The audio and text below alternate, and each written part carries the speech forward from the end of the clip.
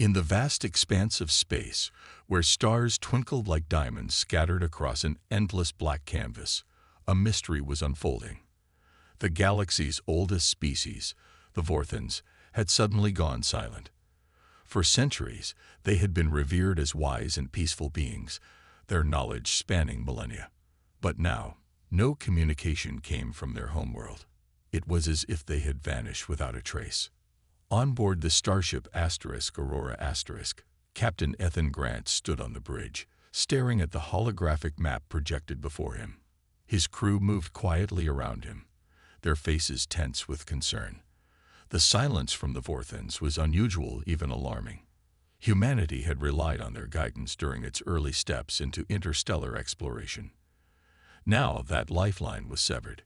"Captain," said Claire Monroe, the ship's linguist, breaking the quiet. Her voice carried a mix of curiosity and unease. "We've detected faint signals coming from their system. They're weak, but they're there." Ethan turned to look at her. Claire was young but brilliant, with sharp green eyes that seemed to notice details others missed. She held a tablet in her hands, its screen glowing softly with lines of data. "What kind of signals?" he asked, stepping closer. "They're fragmented," she replied, scrolling through the information. "Not coherent enough to form words, but it almost sounds like a warning." The room grew quieter. Everyone knew what this could mean. If the Vorthons were in trouble, it wasn't just their problem. It was everyone's. Their disappearance could destabilize the fragile peace between the galaxy's many species. Ethan nodded slowly, making up his mind. Set a course for their homeworld. Maximum speed. He glanced at his crew, and prepare for anything. As the Aurora sped toward the Vorthon system, the tension aboard the ship grew thicker. The journey took several days, giving the crew too much time to think about what they might find. Some whispered theories about natural disasters or internal conflicts. Others speculated about something more sinister, an attack by an unknown enemy. When they finally arrived, the sight that greeted them left everyone speechless. The Vorthon planet loomed large in the viewport, its surface bathed in soft blue light. At first glance, it looked serene, untouched. But as they descended closer, the truth became clear. The planet was empty. Entire cities stood frozen in time, their streets deserted. There were no signs of life, not even birds or insects. It was as though the entire population had simply disappeared. "This doesn't make sense," muttered Ryan Dawson, the ship's engineer, as he studied readings on his console. "Their infrastructure is intact. No damage from war or natural disasters. It's like they all just walked away." Claire frowned, leaning over his shoulder. "Or were taken," she suggested quietly. Ethan clenched his jaw, his mind racing. Whatever had happened here, it wasn't random. Something, or someone, had caused this, and whatever it was, it might still be out there. "Prepare an away team," he ordered. "We're going down to investigate." Minutes later, Ethan, Claire, and 2 security officers suited up and boarded a shuttle. As they descended toward the surface, the eerie stillness of the planet pressed down on them. When they landed, the airlock hissed open, revealing a world that felt both familiar and alien. The buildings were sleek and elegant, clearly designed by a highly advanced civilization. Yet they were eerily silent, as if holding their breath. Walking cautiously through the streets, the team found no bodies, no wreckage, nothing to explain the absence of life. Then, in one of the larger structures, they stumbled upon something strange. A room filled with holographic displays. Flickering images showed scenes of the Vorthon's final days. Elders spoke urgently, their expressions grave. One phrase repeated itself over and over. "Earth's shadow." What does that mean? Claire wondered aloud, her voice trembling slightly. Ethan didn't answer. He didn't know. But deep down, he felt a chill creep up his spine. Whatever had driven the Vorthons to flee, it was connected to Earth, and that thought frightened him more than he cared to admit. The room was cold and dimly lit, the only source of light coming from the flickering holograms. Each image showed fragments of the Vorthens' last days, their faces etched with worry. Claire Monroe stood frozen, her eyes locked on the glowing projections. She replayed one message over and over, trying to make sense of the cryptic phrase. Earth's shadow. It didn't seem to fit. Earth was just a small planet, still learning how to navigate the stars. Why would an ancient species like the Vorthens fear it? Ethan Grant moved closer to the display, his boots clicking softly against the polished floor. He studied the elders in the recordings, their gestures urgent, their voices layered with dread. "They're warning someone," he said finally, breaking the silence. "But who? And why Earth?" Claire shook her head, frustration creeping into her expression. "It's not clear. Their language is complex, and these recordings are damaged. But they keep talking about something hidden beneath the surface. Maybe that's where we'll find answers." Ryan Dawson, the ship's engineer, leaned against the doorway, arms crossed. His usual confident demeanor was replaced by unease. "You think whatever spooked them is still down there?" he asked, glancing at the dark corners of the room. "We won't know unless we look," Ethan replied firmly. He turned to the security officers standing guard. "Stay alert. If this place feels abandoned, it might be for a reason." With that, the team followed Claire deeper into the structure. The corridors were narrow and winding, lined with smooth metallic walls that reflected their flashlights like mirrors. Every step echoed loudly, making the silence around them feel heavier. None of them spoke, but their shared unease hung thick in the air. After what felt like hours, they reached a massive door at the end of a long hallway. It was sealed shut, its surface covered in intricate carvings that pulsed faintly with blue light.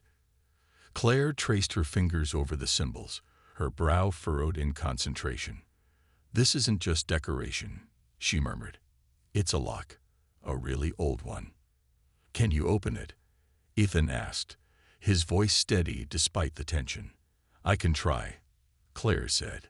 She pulled out her tablet and began scanning the markings, translating them as quickly as she could. After several tense minutes, the door emitted a low hum, and the carvings shifted. Slowly, the massive slab slid open, revealing a staircase descending into darkness. The team exchanged nervous glances before starting down the steps. The air grew colder the further they went, and a faint, rhythmic vibration echoed through the walls. At the bottom, they found themselves in a cavernous chamber filled with strange machinery. In the center stood a crystalline structure, taller than a person, glowing faintly with an inner light.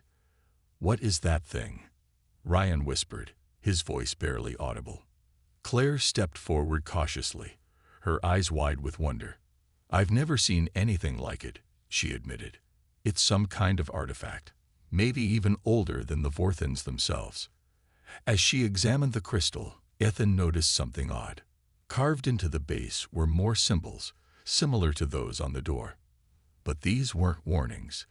They were instructions. "Claire," he called softly, pointing at the markings. "Does this mean anything?" She knelt beside him, running her fingers over the engravings. Her face lit up with realization. "It's a map," she said, "of Earth." The words sent a shiver through the group.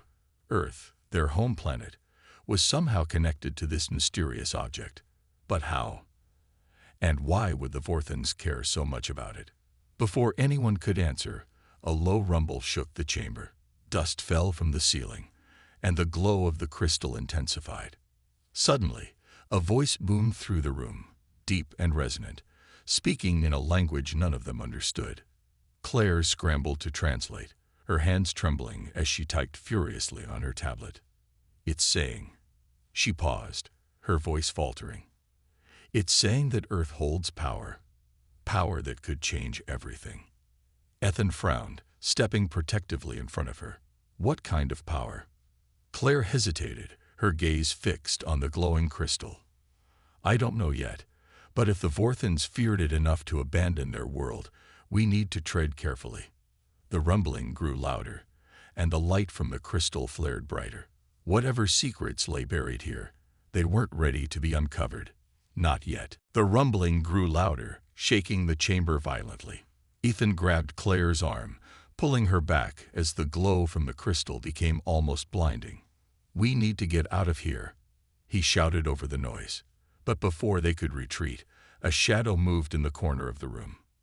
Everyone froze, their flashlights swinging toward the source of the movement. From the darkness emerged a figure, a Vorthen. His skin shimmered faintly, and his tall, slender frame stood out even in the dim light. He raised a hand, signaling for calm. "You shouldn't be here," he said in halting but understandable English. His voice was soft, yet carried an edge of urgency. Ethan lowered his weapon slightly, though his grip remained firm. "Who are you?" he demanded. "And what's going on?" "My name is Kel," the Vorthen replied. He glanced at the glowing crystal, his expression troubled. "I am one of the last of my kind." Claire stepped forward cautiously, her curiosity overcoming her fear. "What happened to your people? Why did they leave?" Cale hesitated, as if weighing how much to reveal. Finally, he sighed deeply. "They didn't leave willingly. They fled because of that." He pointed at the crystal. "It is tied to Earth, and Earth holds dangers we could not face." "Dangers?" Ryan asked skeptically. "Earth isn't dangerous. It's just a planet full of humans trying to survive." Cale shook his head slowly. "You misunderstand. The danger isn't what Earth is now. It's what it could become. Your species carries within it untapped potential, energy buried deep in your world's core. That energy has shaped you, guided your evolution, and when fully awakened, it will reshape everything around you." The team exchanged uneasy glances. Claire frowned, stepping closer to the crystal. "Are you saying this thing is connected to Earth's energy?" "In a way, yes," Cale said. "It monitors it. My people discovered it millions of years ago during our first visit to your planet. At the time, humanity was primitive, barely more than animals. But even then, we sensed something extraordinary about you, something unpredictable." Ethan crossed his arms, his mind racing. "So you watched us, studied us?" "Yes," Cale admitted. "At first, we thought we could guide you, ensure your growth followed a safe path. But the deeper we looked, the more afraid we became. Your potential is immense, but so is the risk. If misused, or worse, unleashed too soon, it could bring destruction on a scale unimaginable." Ryan snorted, clearly skeptical. "That sounds like paranoia. Humans aren't exactly running around causing cosmic disasters." "For now," Cale countered sharply. "But consider this. Every great civilization starts small. What happens when yours grows beyond your control? What happens when Earth's power falls into the wrong hands?" Claire stared at the crystal, her thoughts swirling. "Is that why your people left? Because they were scared of us?" Cale nodded grimly. "We tried to erase all evidence of our presence, hoping to avoid drawing attention to Earth. Other ancient species have watched it too, some with intentions far less noble than ours. We feared what might happen if they decided to act." The room fell silent as the weight of Cal's words sank in. Ethan broke the quiet, his tone measured but firm. "If what you're saying is true, then we need to understand this artifact, and Earth's connection to it. You can't expect us to walk away without knowing more." Cale studied him for a moment, then sighed again. "Very well. But know this. Tampering with such forces is perilous. My people chose exile rather than face the consequences. I hope you prove wiser."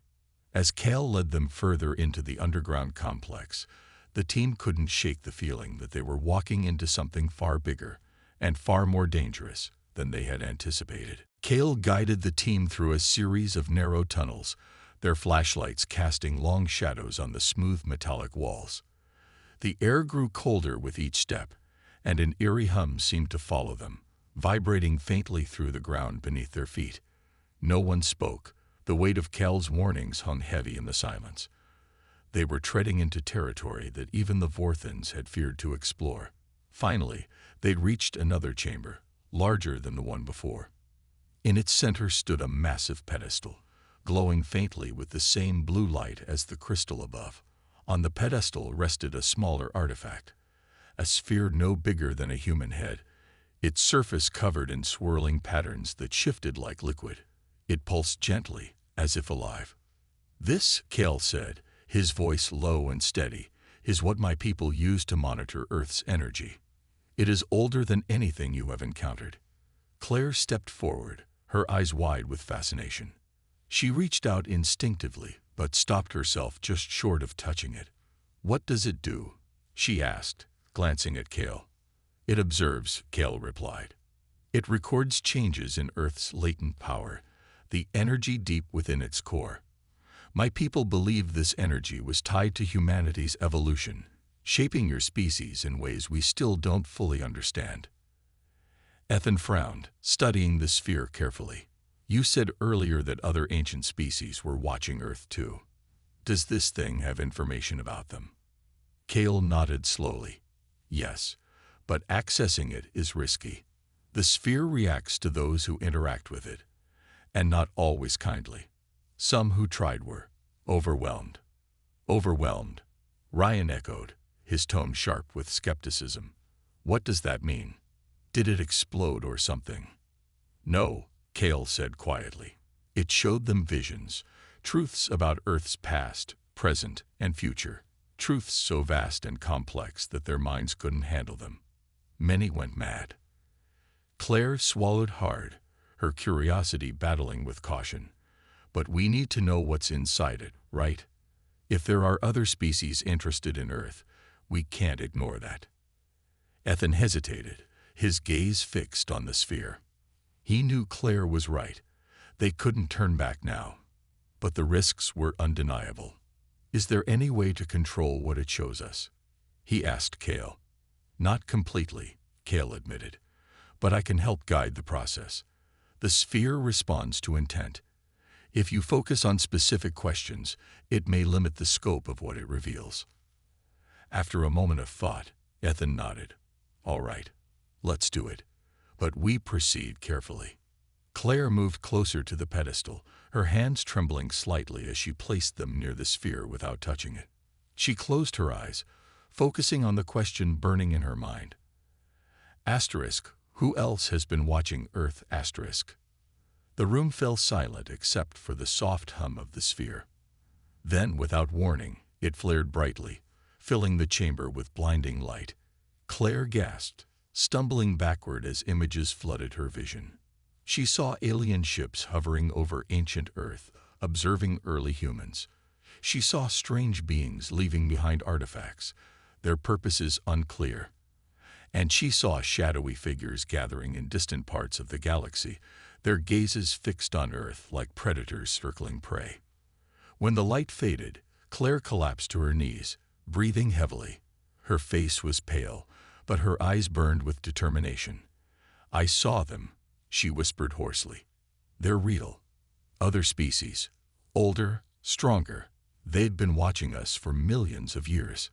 Ethan knelt beside her, concern etched on his face. "Are you okay?" She nodded weakly. "I'm fine. But we're not alone out here. Whatever secrets Earth holds, others want them too." Kale watched silently, his expression unreadable. "This is why my people left," he said finally. "Because knowing the truth doesn't always protect you. Sometimes it only makes you a target." The team exchanged uneasy glances, realizing the enormity of what they had uncovered. Earth wasn't just a small planet anymore. It was a focal point in a cosmic game far beyond their understanding. And now, they were players whether they liked it or not. Back aboard the Aurora Asterisk, the team gathered in the ship's briefing room. The weight of what they had learned pressed heavily on all of them. Claire sat at the table, her hands wrapped around a steaming cup of tea, though she barely touched it. Her mind was still reeling from the visions the sphere had shown her. Images of alien ships, ancient watchers, and shadowy figures plodding in the dark corners of the galaxy. Ethan paced slowly at the front of the room, his boots clicking softly against the metal floor. He stopped near the holographic display showing Earth, its blue-green surface glowing faintly. "We need to decide what to do next," he said, his voice firm but tinged with unease. "This isn't just about the Vorthens anymore. If other species are watching Earth, we can't ignore that." Ryan Dawson leaned back in his chair, arms crossed. His usual confidence seemed shaken. "I get that this is big, Captain, but maybe the best thing we can do is nothing. If Earth's energy is as dangerous as Kel says, poking around could make things worse. We don't even know if humanity is ready for this kind of knowledge." Lisa Hart, the ship's biologist, frowned at him. "And what's the alternative? Pretend we didn't see anything. Let someone else come along and take control of Earth's power while we sit here blind." "It's not about being blind," Ryan shot back. "It's about survival. If we mess this up, we're not just risking Earth, we're risking everything. Do you really think humanity is mature enough to handle something like this?" Lisa slammed her hand on the table, startling everyone. "That's exactly why we need to understand it. Ignorance won't protect us. If there are other species out there who want Earth's energy, we have to be prepared. Running away isn't an option." Claire finally spoke, her voice soft but steady. "Both of you have a point. Humanity isn't perfect. We've made mistakes, and we'll probably make more. But hiding won't stop others from finding us. The Vorthens tried that, and look where it got them." Ethan rubbed the back of his neck, feeling the tension in the room grow thicker.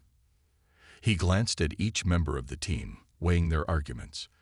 "This isn't just about us," he said after a moment. "It's about Earth. About billions of people who don't even know what's at stake. If we bring this information back, it could change everything, for better or worse."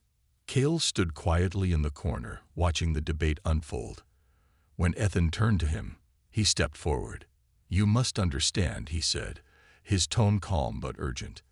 "My people chose exile because we believed Earth's energy was too unpredictable. But now that you've seen the sphere, you can't unsee it. Others will come looking for it, and they won't hesitate to use force." The room fell silent as his words sank in. Ethan exhaled sharply, his mind racing. "Then we prepare," he said finally. "We take what we've learned back to Earth and figure out how to protect ourselves. But we do it carefully.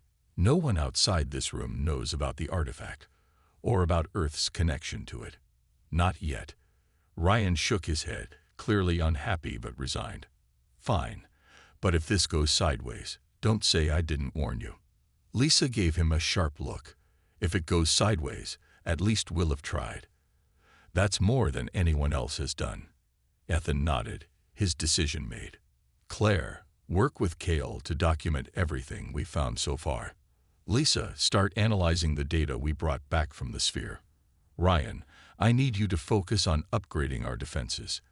If Cal's right, and I think he is, we might not have much time before others show up." As the team dispersed to their tasks, Claire lingered behind, staring at the hologram of Earth. She couldn't shake the feeling that they were standing on the edge of something monumental. For better or worse, humanity's journey was about to change forever, and there was no turning back. The next few days aboard the Aurora were a blur of activity. Claire spent most of her time in the ship's lab, working closely with Cale to piece together the information they had gathered from the artifact. The Vorthen sphere had revealed glimpses of Earth's past and hints of its future, but the images were fragmented and often cryptic.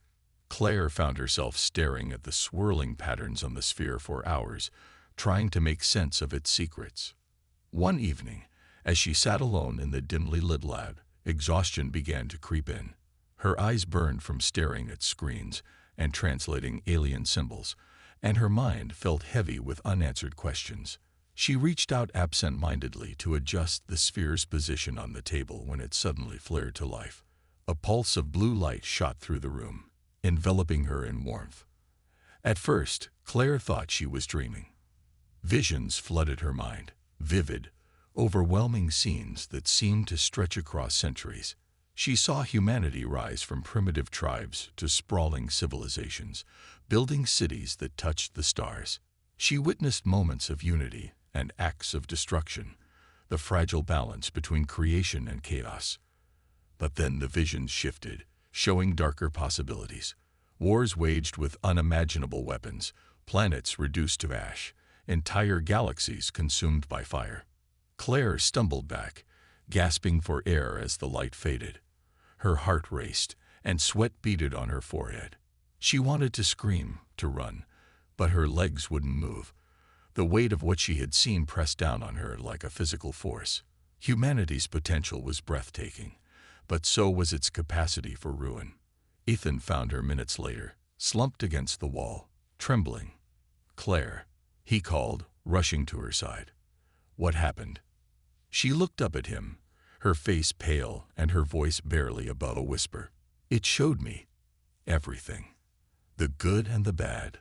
What we could become if we harness Earth's energy, or if we misuse it." Ethan helped her to her feet, his brow furrowed with concern. "Are you hurt?" "No," she said shakily, "but I don't think I'll ever forget what I saw." She glanced at the sphere, now dormant once more. "It's not just about us, Ethan. This energy, it's tied to everything, to the cosmos itself. If we use it wisely, it could bring peace and understanding. But if we let fear or greed take over," her voice trailed off, unable to finish the thought. Word of the incident spread quickly among the crew. Lisa approached Claire later that night, finding her sitting alone in the observation deck, staring out at the endless void of space. "You okay?" Lisa asked gently, sitting beside her.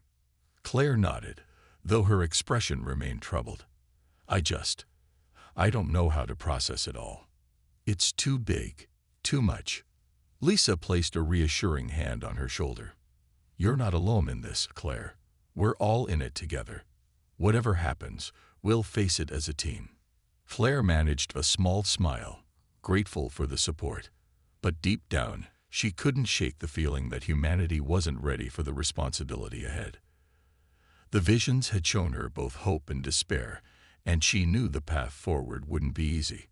Back on the bridge, Ethan stared at the star map, lost in thought. He had always believed in humanity's potential, but now doubt gnawed at him. Could they handle such power, or would their flaws lead them down a darker road? As the Aurora continued its journey back to Earth, an uneasy silence settled over the ship. None of them spoke about it openly, but they all felt it. The growing realization that their discovery would change the course of history.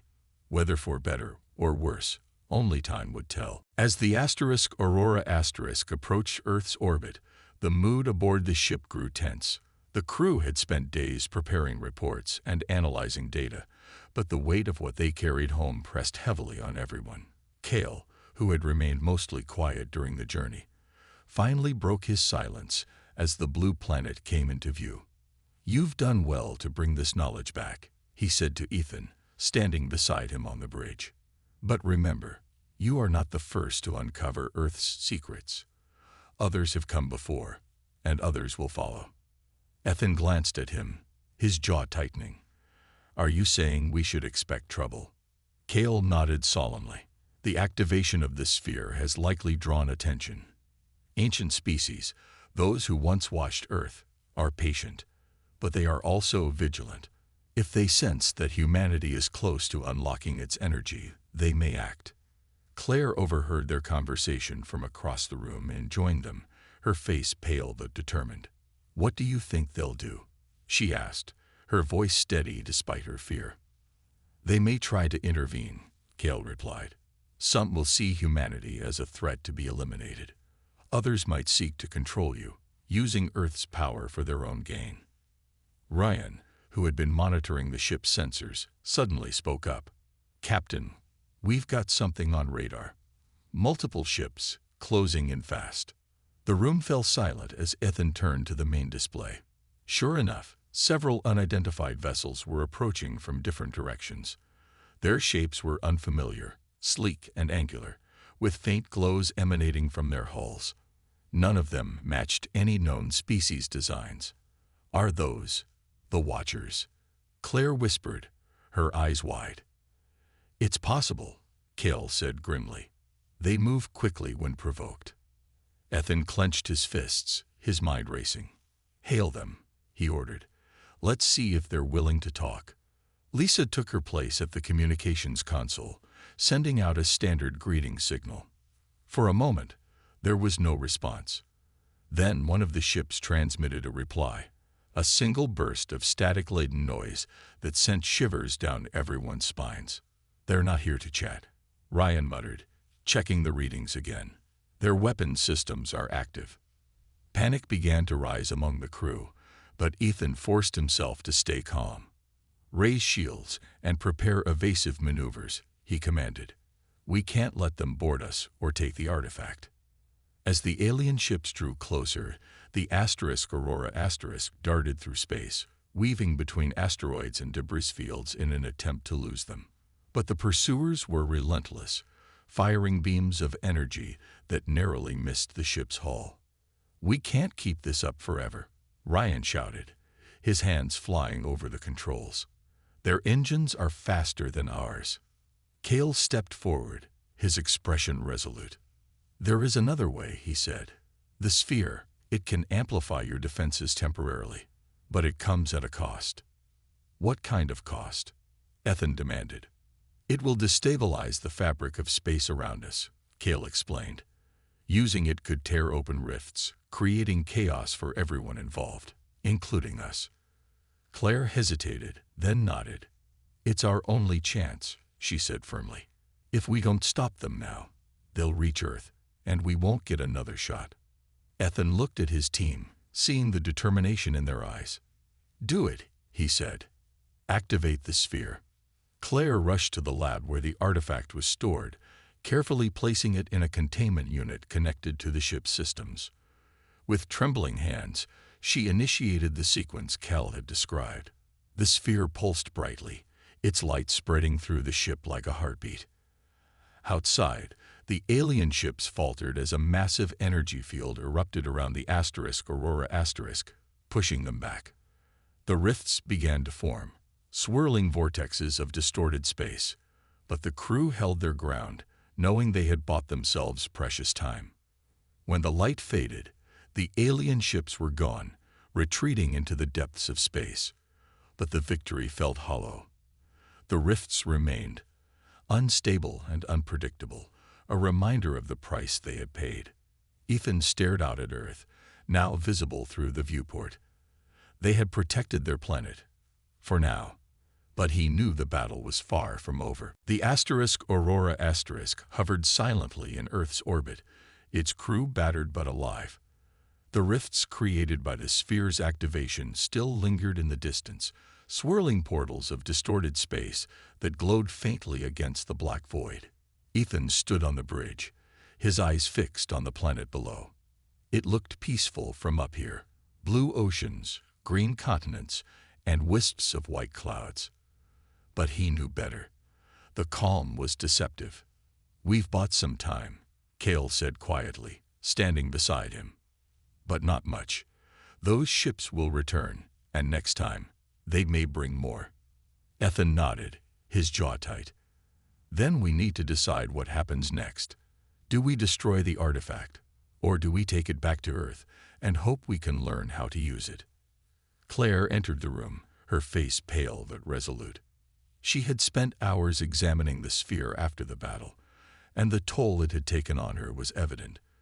Dark circles ringed her eyes, and her hands trembled slightly as she held a data tablet. It's not just an artifact, she said softly.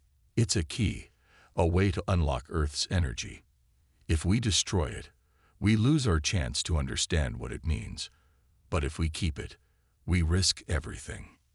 Lisa stepped forward, her voice firm. We can't throw away this opportunity. Humanity needs to know what's out there, and what's inside us.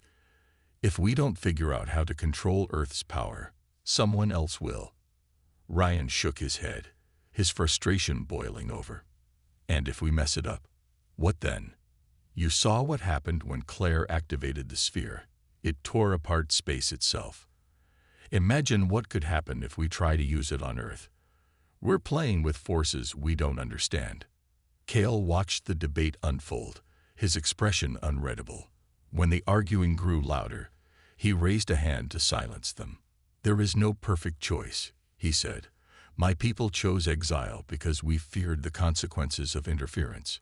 But now, the choice is yours. Whatever path you take, remember this: Earth's energy is neither good nor evil. It is a tool shaped by intent. Use it wisely, or suffer the cost." The room fell silent as his words sank in. Ethan turned to look at his team, their faces reflecting the weight of the decision before them. Finally, he spoke. "We'll take it back to Earth, but we do it carefully. No one outside this room knows about the artifact. Not yet. We'll set up a secure facility and study it in isolation. If we find a way to harness its powers safely, we'll share it with the world. But if it proves too dangerous—" He paused, his voice dropping. "We'll destroy it." Claire nodded, though her expression remained troubled. "Agreed. But we need to work fast. Those ships won't stay away forever." As the team dispersed to prepare for landing, Ethan stayed behind, staring out at Earth. His mind raced with doubts and fears. Could humanity rise to the challenge, or would their flaws lead them down a darker path?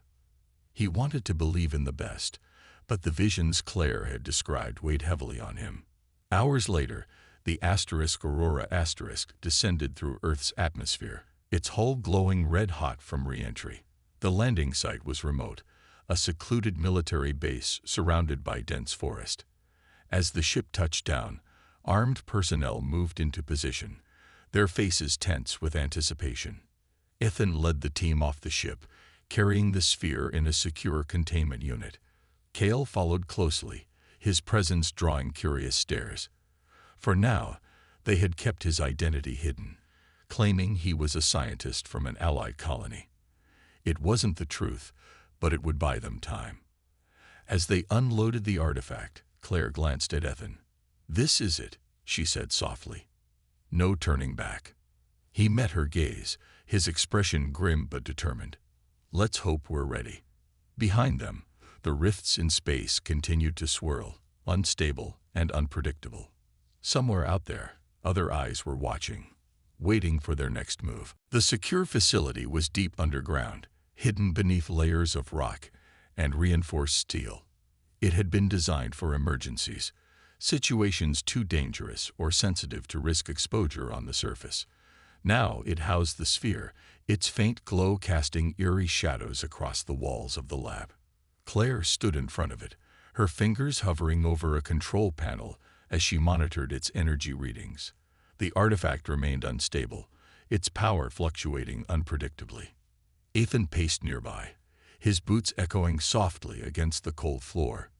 He glanced at Cull, who sat quietly in a corner, observing the team with an unreadable expression. "How long until we know if this thing is safe to study?" Ethan asked, breaking the silence. Claire hesitated, her eyes scanning the data scrolling across her screen. "I don't know," she admitted. "Every time I try to analyze it, the readings shift. It's like it's alive, responding to us." Lisa stepped closer, peering at the numbers on the monitor. "Maybe that's the point. The Vorthans said it was tied to Earth's energy. What if it's reacting to our presence because we're part of that energy?" Ryan snorted, leaning against a workbench. "Great. So not only are we dealing with something we don't understand, but it's also messing with us while we try to figure it out." Kale finally spoke, his voice calm but firm. "It is not malicious. It simply reflects what you bring to it. Fear, curiosity, ambition, all of these shape how it behaves." "Then we need to stay focused," Ethan said, his tone leaving no room for argument. "No distractions. No mistakes. If we lose control of this thing—" He didn't finish the sentence. They all knew what was at stake. Hours turned into days as the team worked tirelessly, running tests and documenting every detail. But progress was slow and tensions ran high. Sleep became a luxury none of them could afford, and the constant hum of the sphere's energy began to wear on their nerves. One night, as Claire adjusted the containment field around the artifact, the lights in the lab flickered. She froze, her heart pounding. "Did anyone else see that?" she whispered. Before anyone could answer, the sphere flared brightly, sending waves of light pulsing through the room. Alarms blared as the energy readings spiked dangerously high. Ethan rushed to Claire's side, grabbing her arm. "Shut it down," he shouted. "I'm trying." She yelled back, her fingers flying over the controls. But nothing worked. The sphere was beyond their control. Suddenly, a deafening roar filled the air, shaking the entire facility. The walls cracked, and dust rained from the ceiling. Through the chaos, Cal's voice cut through the noise. "It's calling them." "Who?" Ethan demanded, bracing himself against the tremors. "The ones who watch," Cal replied grimly. They felt the surge. "They're coming." As if on cue, the ground above them erupted in a series of explosions. The facility's security system screamed warnings of incoming hostiles. A fleet of alien ships had arrived, their weapons trained on the site. "We can't fight them here," Ryan shouted, panic rising in his voice. "We'll be slaughtered." Ethan clenched his fists, his mind racing. "Get the sphere secured. We need to move it somewhere they can't reach it." "There's no time," Claire cried. "If we take it outside, they'll destroy us before we even get off the ground." Cale stepped forward, his shimmering form glowing faintly in the chaos. "There is one option," he said, "but it will require sacrifice." "What do you mean?" Ethan asked sharply. "The sphere must be contained within a collapsing anomaly," Cale explained. "Its energy will seal the rift, cutting off access to Earth, but whoever pilots the ship carrying it will not survive." For a moment, no one spoke. Then Ethan straightened, his expression hardening. "I'll do it," he said firmly. "No," Claire protested, tears welling in her eyes. "You can't. It's the only way," Ethan interrupted gently. "You've done everything you can. Now let me do my part." Before anyone could argue further, Ethan grabbed the containment unit and sprinted toward the exit. The others followed, shouting after him, but he didn't look back. As he reached the surface, the alien ships loomed overhead, their weapons charging. With a final glance at Earth, Ethan climbed into a shuttle and launched into the sky. The sphere pulsed brighter as he approached the largest rift, its energy straining against the containment field. In a blinding flash, the anomaly collapsed, sealing the rift, and taking Ethan with it. Back underground, the team stared at the monitors in stunned silence. The alien ships turned and retreated, their mission thwarted, for now. But the cost had been immense. The facility was eerily quiet after the chaos had ended. Claire sat alone in the lab, her hands resting on the now empty pedestal where the sphere had been. The faint hum of machinery filled the room, but it did little to drown out the weight of what had happened. Ethan was gone. His sacrifice had sealed the rift and driven away the alien fleet, but the cost felt unbearable. Lisa found her there hours later, slumped in a chair with dark circles under her eyes. "You should get some rest," Lisa said softly, placing a hand on Claire's shoulder. "You've been here for days." Claire shook her head, her voice barely above a whisper.